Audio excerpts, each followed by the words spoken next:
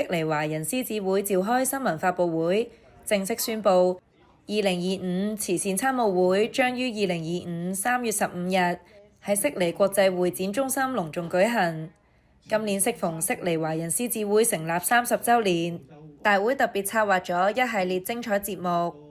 其中包括由公門龍獅匯演，勢必為當晚增添熱鬧氣氛。國際獅子會201N5區域總監 Jennifer Jenny 亦親臨現場發表講話，佢高度讚揚悉尼華人獅子會多年嚟積極推動社區公益，成果顯著。佢強調，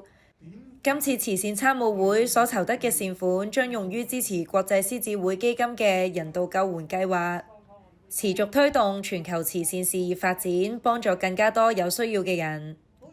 悉尼華人獅子會會長張俊明博士亦喺新聞發佈會上發言，佢衷心感謝各界對年度慈善參務會嘅支持，並透露今年參加者將獲得特別神秘紀念品，誠邀社區各界踴躍參與，共襄善舉。我哋今年3月15號星期六咧，就會喺雪梨嘅會展中心嘅大宴會廳咧，舉行我哋週年嘅慈善參務會嘅。會展嘅地方都幾大嘅，咁變咗咧，我哋安排呢一個餘慶嘅節目咧，我哋都花啲心機嘅。咁譬如話，我哋會有一個60人嘅大樂隊啦，亦都有另外一班60幾人嘅跳現代舞嘅 teenagers 啦。咁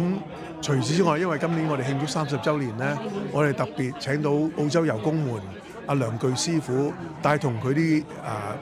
徒弟咧，咁或者徒孫添啦，咁嚟到係贈慶嘅。呢個贈慶咧係包括咧係3個獅子，同埋咧係一條21米嘅龍嘅。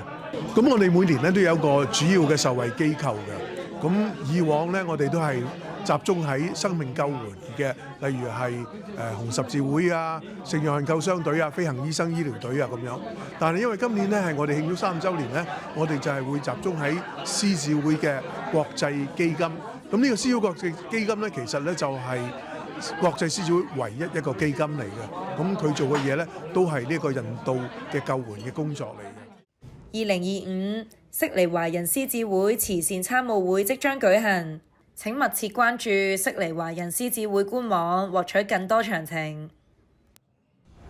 澳洲社區快訊報導本地華人資訊，歡迎觀眾以及各大商家提供不同社區資訊。我哋嘅報料電子郵箱係 news@ace-aus.com。我係最新嘅 AI 專員 Miss Ace。